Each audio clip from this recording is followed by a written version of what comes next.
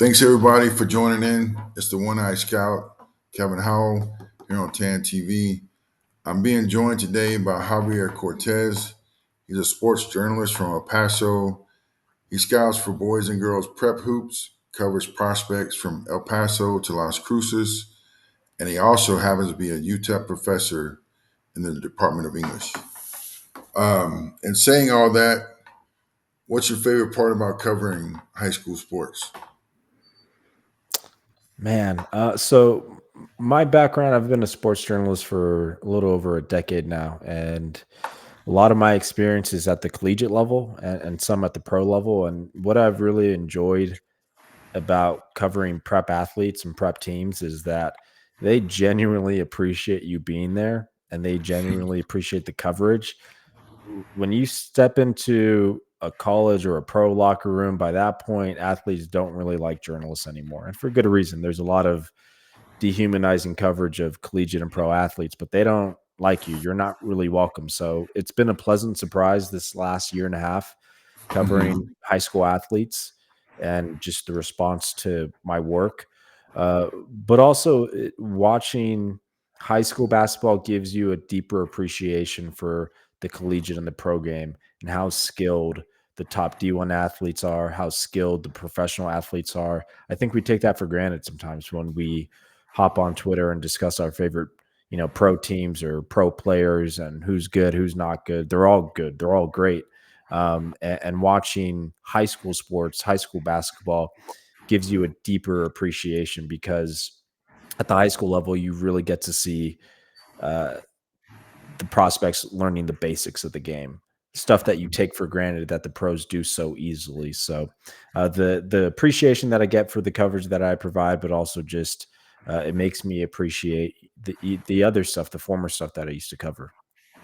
You know what's interesting? So I've only really done the high school side, but I, for years, we had worked with a program called Diamonds in the Rough in Houston. And the deal was there, like we were doing programs to keep kids off the street in inner city Houston. Um, we got good at what we were doing. We attracted talent, but man, we would push the dog mess out of them. Like, you know, just keep working and working and working. And that's how I actually got involved because I have a background in working with students with mental health issues and our emotional issues. And so that's how I got brought in to kind of balance how strenuous we were pushing the guys to giving the guys an outlet to talk. Then I really excel with training inside post players. And so it just kind of all evolved. And then we moved. Um, well, the guy that my mentor moved to San Antonio, and he now works for the Spurs. And so I quit having to go back and forth to Houston, which really made the wife happy. Um, and he got me in with the man named John Collins, a well-renowned trainer. He trains pros. He goes down to U of H and trains some of Kellen Sampson's guys, and it's been a great situation. But for years, probably 8 years now, we never worked outside the gym. Like I only focused on getting the guys that were coming to the gym into college. Um, Worked on, helping some of the younger guys get better because we'd always focused on seniors. And it's a short window, and you got to have a hell of a commitment to really turn yourself from an unknown into something. And we called it to the mountains, but we would send kids to Dawson, the North Dakota College of Botano, Mines. And funny enough, out of like the 10 people that we sent up there, three of them wound up being freshman All Americans. You know, they just needed a chance to grow. They weren't ready for their bodies, those types of things. So at the end of last season, a couple of parents approached me because the coverage in San Antonio really fell off. Um, you had guys that were Division two guys or JUCO guys, all of a sudden everybody was pushing everybody Division 3, which I feel was a lot of these programs just saying they were able to put their kids in college. My goal is always free education or Mhm. pay as little as possible, you know. And so it's like a conflict of interest almost. So I started this one night scout with a few tweets. I knew one high school coach outside of the school that I work at and the local high school, and it was Coach Taylor, the assistant at John Jay. I'm from Louisiana, he's from Louisiana, so we're kindred spirits. And then one AAU program was HT Toros with Coach Lou Martinez. And so it's been a lot of cultivating relationships, um, who's this guy kind of stuff. But so again, I say that I knew high school and I knew college coaches in the essence of, hey, I've got a kid, and the networks that we have built. But to actually cover college basketball, man, I wasn't anywhere near that. I was there's two teams here, well, it's three. There's UTSA, there's Incarnate Word, those are two Division 1s. There's St. Mary's Division 2, there's Trinity Division 3, and then there's Arleta Lake NAIA, and then there's a new school, A&M San Antonio. And so, yeah, man, that's really the locus of what I know. And but we have branches all over the country, and so it's interesting the difference. You started high, coming down. I started low, moving up, and you know, I know you wrote for Prep Hoops, which is kind of how I found your name. Um, and then Brad, it's me, B, Sun City Hoops, um, because I started writing for Prep Hoops because I came to find out there wasn't anyone assigned to San Antonio, Mm. and so it's hard to create an outlet, you know, and so that's where this podcast show fits. It drives the high school scouting, drives the Prep Hoops articles and the show, and vice versa. And so, really, just trying to get information out to kids on how to become recruitable, you know. And but that's what I wanted. One of the topics I really want to talk with you about tonight is what are some of the obstacles that you guys are up against when you talk about Las Cruces to El Paso. Man, that could be a long answer. A lot of things. I think the first and the most basic, at least from my end of things, and why I started my own podcast and started my own Substack, in addition to continue to writing for Prep Hoops on the boys and the girls side, is there's just not enough coverage. El Paso Mhm. is a big city.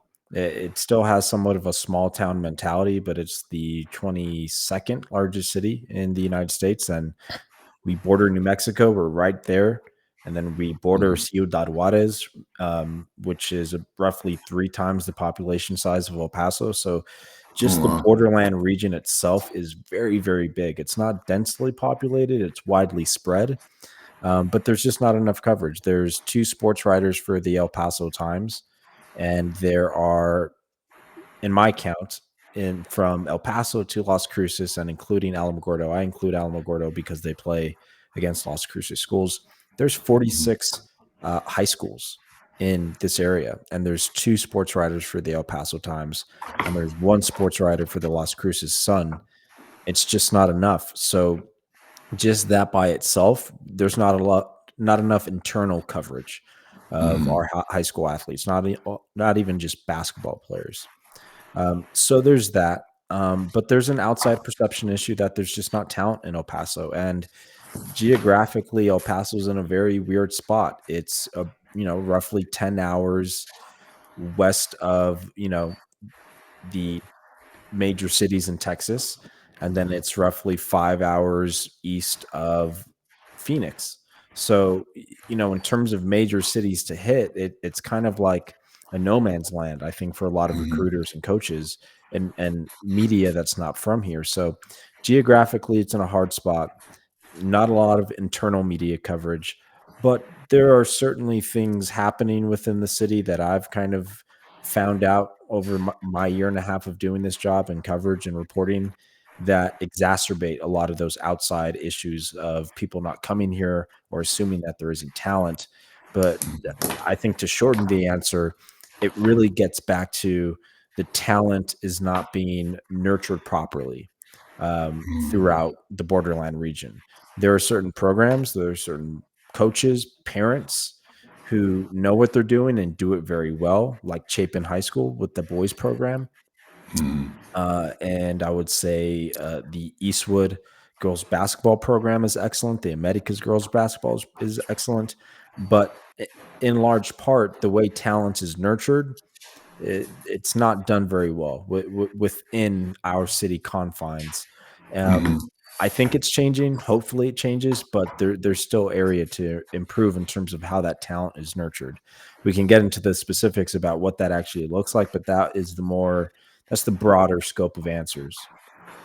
Yeah, I think that you're right. I think we have similar similar issues. I think while we have more media people, the media outside of the newspapers, your local evaluators, your all these people, they all have, in my mind, an agenda. Mm, They're either connected with an AAU program, so yeah, they're going to push their guys, or you're paying for a service, and or in some cases you're charging college coaches. So now you have to go out and find talent. You're not going out and finding diamonds in the rough. You're not going out and finding kids that just need the exposure. You're going out and finding finished products or mm, damn near finished products. And see, and that's never been my thing. I I'm one of the only ones. I'm probably the only one that I know of that's not affiliated with a program. That doesn't have one of the agendas of I have to provide for the services that I charge. Because in all honesty, I don't charge kids, and that blows some people's mind. But it's for two reasons. One, growing up poor the way I did, I didn't have the funds to do all the extra things. Um, I, I I went to high school at a basketball school. Um, one of my two of my teammates, they're brothers, but their dad coached at Southeastern Louisiana. So that was a big thing. And but I had a gentleman, Tom Bissell, who's rest in peace, has been gone for a while. That kind of took me all across the state. He did what I'm doing for guys now. He did for me, and I had to work at his uh, lack of a better term, but a slitter bond. You know, he had a water park in a little town, and if you worked one weekend, he took care of your whole summer. And so, whenever I got back into this, that was kind of my thing was, I'm not going to charge kids. It'll pay off on the backside, mm. and I'm starting to see with this show, with the network and advertisement, people reaching out for advertisement, um, is is really the way it's going to happen. There's Yeah. some other things that have spawned off because of this, but we stayed true, and so that causes I won't say a riff, but a reason why people don't share my information as freely as they share others, because it's exposing some people.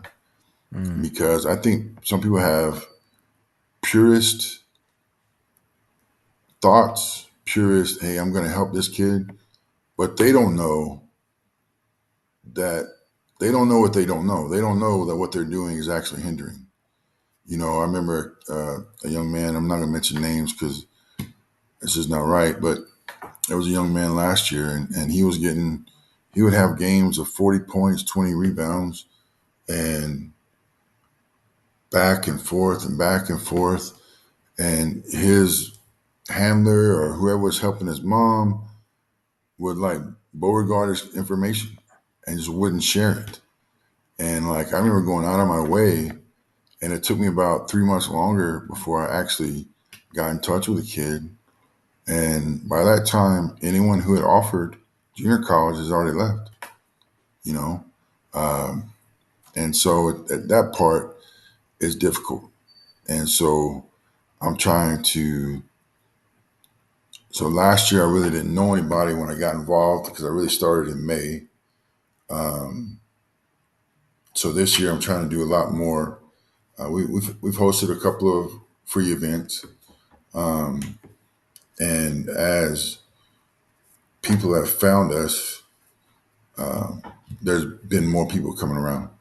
You know, and I think that for a lot of it, these guys that aren't as talented or connected are trying to really to keep San Antonio small Mm, because they're sure as hell not doing whatever they can to make it big. You know, um, there's people with connections that you find mainly Brennan High School. They attached with Future, and they've got a great thing running, but it's not trickling down to other programs or um, Wagner High School has two NBA players, and they've had a couple of guys go like to Pangos and those types of things, but not anybody else. You know, Judson has their their guys that have gone places, but not anybody else. And so it's been better since you have all the different circuits. Um, but still, in that, I mean, we only had one guy that was on the EYBL circuit, and he happened to be a year young. It's Amari Guerra. I don't know if you've heard his name, but he was 26, playing with the 25s, and at 5'7", he was at one point in the top 20 of rebounding in the UIBL circuit. He led it for a long time. He led in steals and assists. You know, and but there's more out here. You know, and with the Puma circuit, the Under Armour Rise circuit, um, you know, there's people are getting things confused with what's EYBL and what's an EYBL affiliate. mm, What's Under Armour and what's Under Armour Rise. You know, um, Puma is generally the same, I believe. Um, but you know, there's confusion, and some of these families don't. They get told, "Hey, you're one phone call away from going to the big team." You know, and so they feel comfortable with the affiliate. They don't realize all the science that goes behind those guys getting picked to be on that circuit. You know, it's not not just going to come grab somebody from a, you know, it's just not going to happen. And so I don't know if y'all have that. Um, are you getting guys on the circuit? I mean, I know that my man that went to Arizona, the KJ, didn't he feel like he had to leave and go to Duncanville? well, from what I know in KJ's case, I don't know that he absolutely had to leave, Okay. but it was a situation where I believe the Chapin former head coach Rodney Lewis just felt like it was best for him Mm-hmm. to leave. Um, Mm-hmm.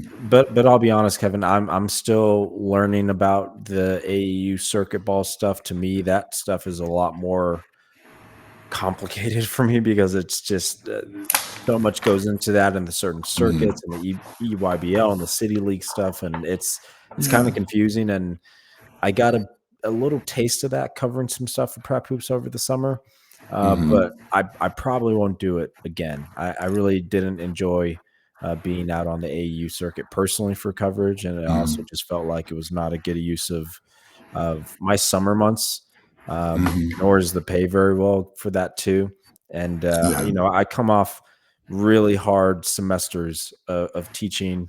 It's a lot of work, and I don't know that I want to put much into the travel, but the similarities I think are maybe not in the sense of like the media politics, because again in El Paso, there's really just not much there, and Hmm. that's really what it is on the media side. There's just not enough media to coverage, but there certainly is politics within the borderland region where you have people in positions of power, school administrators, head coaches, parents, making decisions that are, maybe well intentioned, but not necessarily long term beneficial for their kids, the players, the team. Hmm. And that's where you see really get in the way because it's like you said, the kids don't know what they don't know, and they have the least amount of power in this situation. So, you know, if a kid doesn't like playing for a certain AU team because an AU coach gave them constructive criticism, the kid wants to be off the team and it's reinforced by the parent instead of the parent saying, no, you need to hear that constructive criticism. Maybe they're actually right. So you see decisions that are made that aren't always fully beneficial. Hmm. But again, it comes back to a host of other issues within the city of El Paso and the borderland in general. Another one being there's just so many schools here, and it just thins out the talent across these programs. And I'm sure you can relate to this.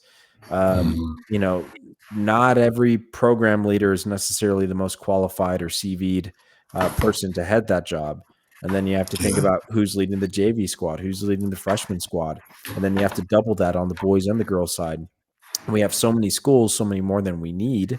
And we're so rapidly expanding in East El Paso to a rate that I think is really concerning. It exacerbates those issues of having too many schools, and it puts people who aren't necessarily the most qualified. Now, that doesn't mean that El Paso doesn't have good coaches. We certainly do. We have Hmm. some coaches that have really well tenured, great resumes, and are really impactful within certain areas of El Paso. But it's internal politics here. It's the stress of having so many schools, but really people in positions of power that again I think are well intentioned. They're not bad people trying to make bad choices, but they're just not thinking about the collective. Hmm. Is this coaching hire good for my kid? Or is this coaching hire good for the whole program and the program going forward? I hear a lot of stories about things like that, and obviously that's not really the bulk of my coverage. Again, I like to have it focused on the players, Hmm. um, but you hear stories on how people get hired, how players transfer. This AAU team gets created out of nowhere, and it largely doesn't serve anybody outside of the one or two people that the decisions are made for.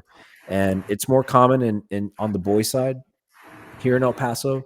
I think Hmm. girls high school basketball in El Paso, there's a lot to take from it, and I think some of the people in positions of power on the boys side need to look at girls basketball in the El Paso area and learn, study, observe it, and adopt from it because they're doing a lot of things right.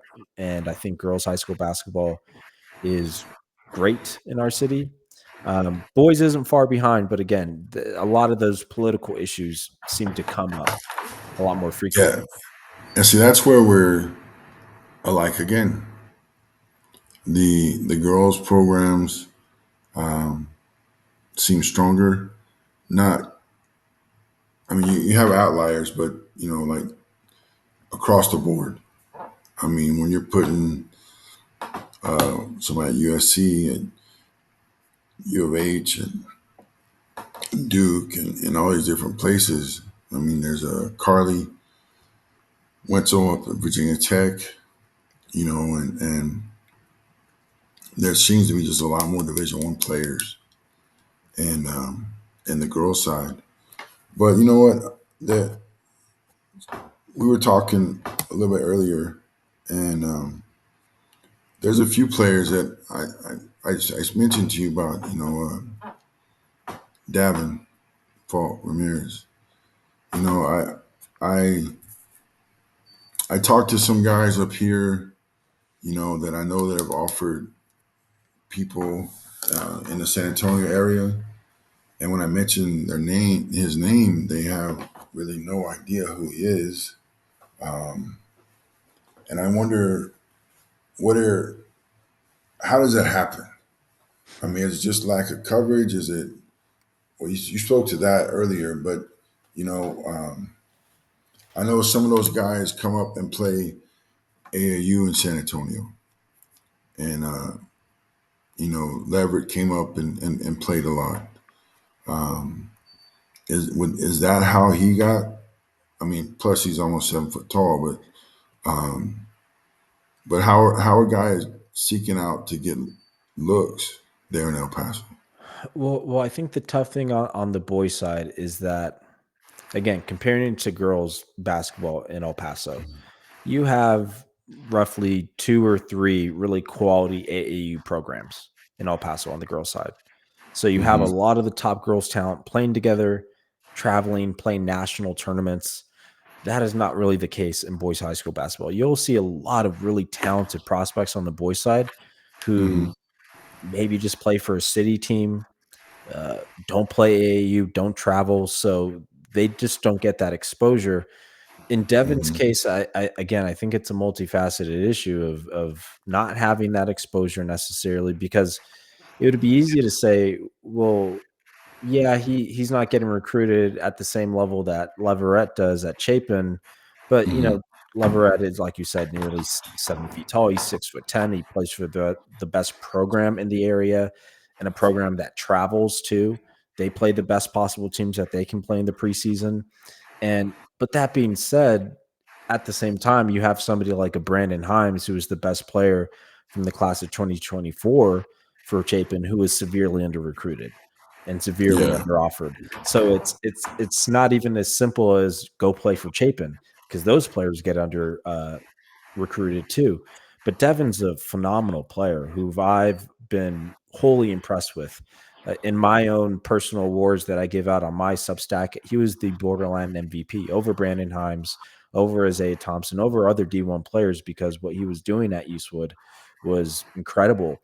And we have a local showcase called the Jamboree Showcase, put on by Bob Jones, who runs the West Texas Blazers AAU program. It's a Hmm. great showcase, consolidates a lot of the local talents, and Bob was fortunate enough to get in a Arizona prep team that has 3 4-star kids who are all going to play D1 basketball.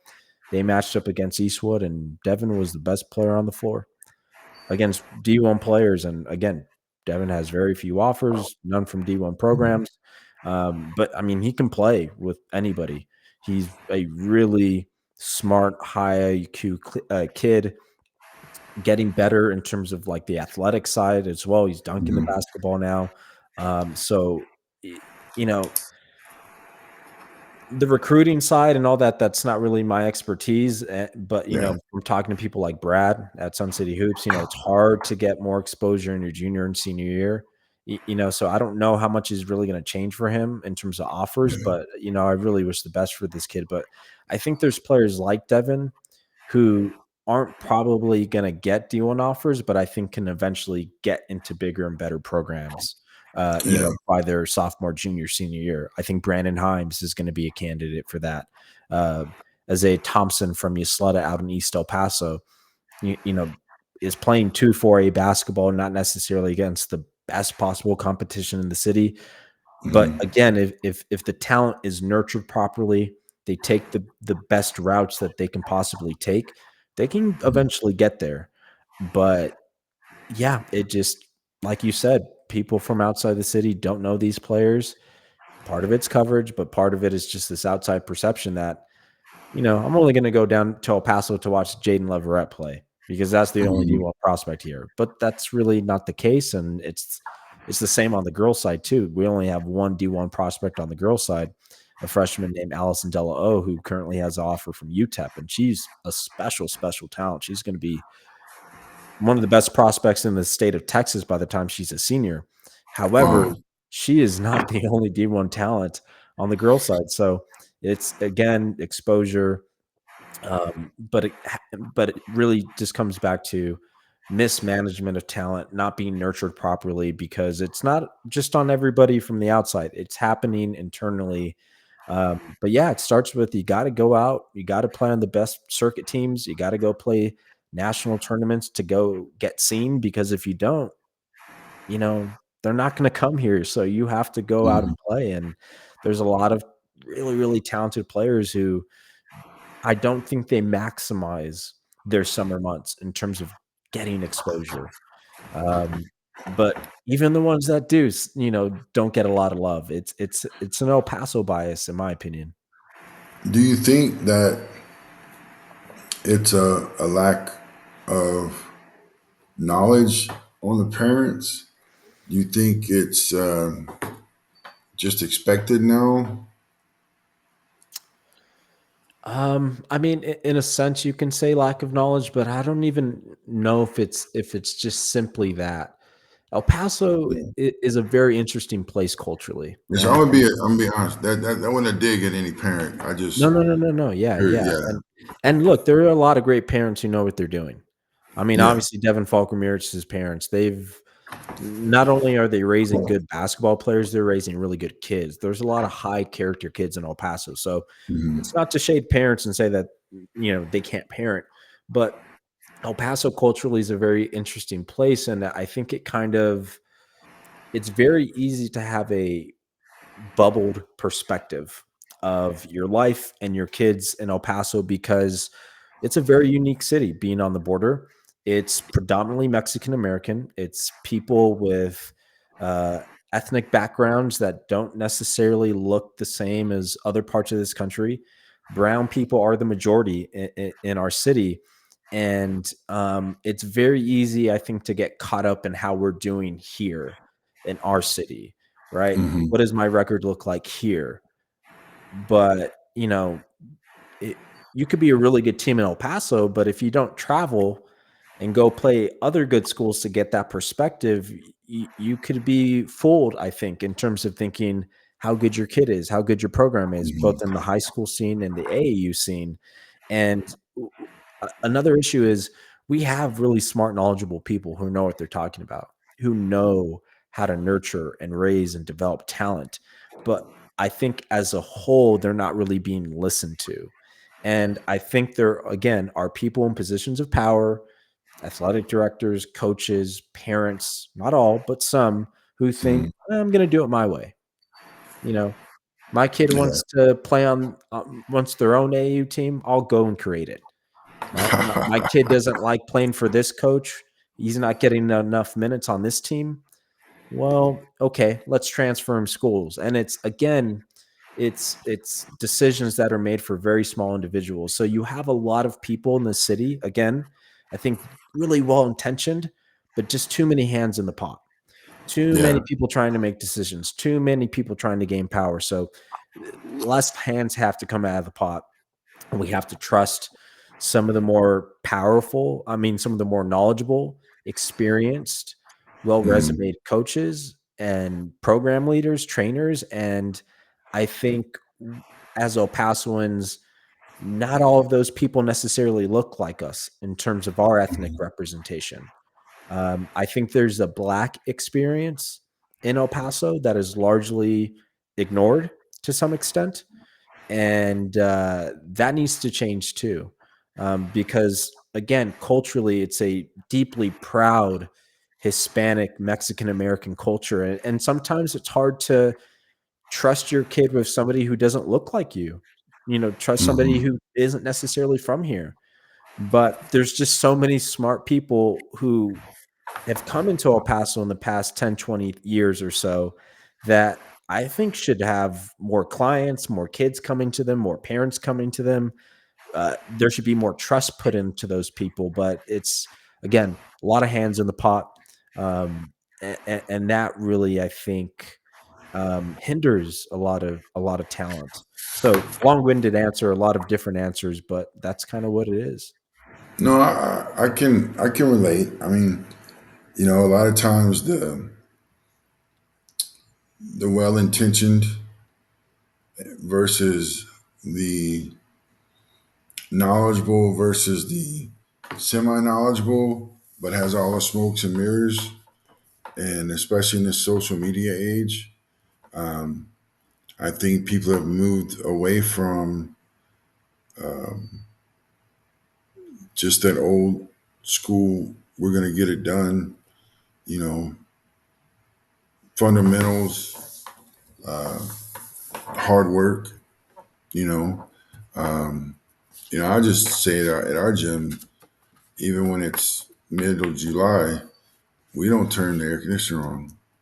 We have big bay windows, bay doors we open, and I think there's a different cut of person that's made in that situation versus always working out in air conditioned gyms.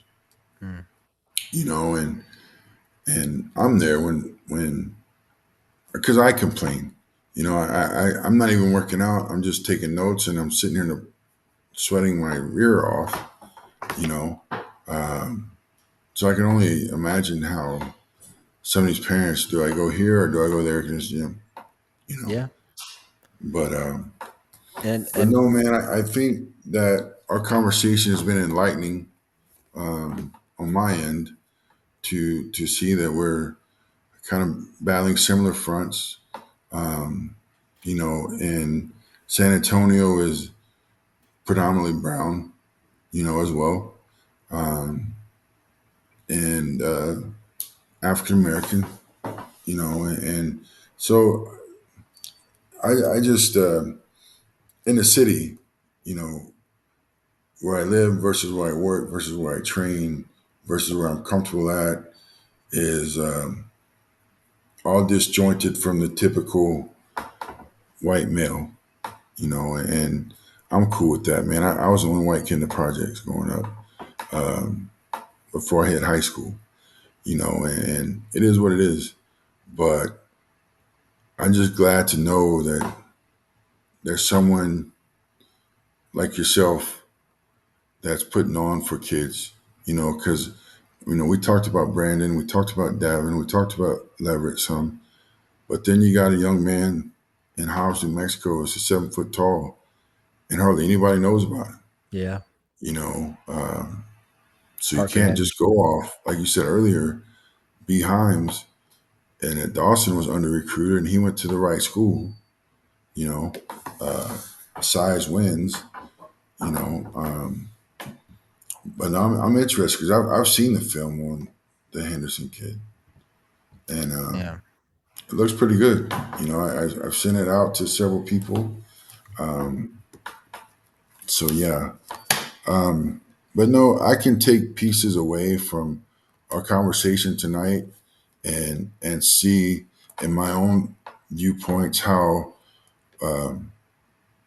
you guys are doing some things and we're doing some things and maybe we can do some things to be better. I know that we did our senior showcase last year, and I know that Brad was a big reason several kids from El Paso came up. You know, um, maybe we can find a spot that is willing to accommodate that's in between. yeah, You know, um, it's just very easy here because I have a gym yeah, or access to a gym. I mean, it's JC's gym, but as long as we're doing things free and as long as we're doing things for the kids, he's all about it. You know, but man, I appreciate you coming on tonight. I know uh, I'm gonna enjoy this budding friendship more than you know, yeah, yeah. No, I because appreciate Brad putting us, in contact, and, this isn't our first conversation, and you've given me a lot of perspective that I've put into my content as well, mhm. and, when you come down to El Paso, Mexican food on me, bud. But That'll happen. if I could just end on one thing, Yeah. it's really what I think it comes down to. Parents have to be able to hear constructive criticism about their kids. And Mhm. it's a real issue in El Paso, not even just for basketball. I have the perspective of being a teacher. My parents were teachers. My mom is still putting 40 plus years in public education in this area. My partner of 5 years runs a behavioral clinic. And Mhm. when we get together and we trade notes, whether I'm talking to a basketball head coach, a teacher, a clinician like my partner, it comes back to the frustration of parents not being able to hear constructive criticism about their kids. And when they hear that criticism about their kids or that critique, they immediately take it as, well, you hate my kid. And I don't know any teacher who gets into the education profession because they hate kids. It's actually quite the exact opposite. And Yes. it needs to change. And I know parents not being able to hear a constructive criticism or feedback about their kids is not just an El Paso problem. It's probably No. universal, but Mhm. it's something that I've seen throughout my whole life, just being around education and having people within different areas where you're trying to help children, and it really comes back to parents just not being able to take on some honest truth. And if that doesn't change, then you're setting your kids back. And basketball, sports, ultimately, it's not the most important thing. But when you can't hear criticism about what your kid is doing in the classroom, you set them back Mhm. years with their Yeah. education. And that's highly detrimental. So that's my last point. But again, thank you for having me on, man. I really appreciate it. And I really admire the work that you're doing too. But we'll definitely keep in touch, and I'll have you on Mhm. my podcast as well. Awesome. Looking forward to it. And just to kind of throw this curveball back, my wife and I are both in education, both now 20 something years apiece. And like your partner, I've been in behavioral modification my whole my whole career. That's just what I enjoy. I was in the army for going on 5 years before I got injured, and when I got into the behavioral stuff, I learned that behavioral students were a lot like privates. They needed love, they needed structure, and they needed discipline, not the paddle or the switch. They just needed the structure of discipline. Mhm. And man, once I figured that piece out, dude, I have loved my job for 20 years. So, well, we're gonna wrap it up, man. Again, thanks to everyone watching. It's Javier Cortez, and you're watching TAN TV, African American Network, local feel and a global reach. Have a great one, Javier. Thank you. Bye.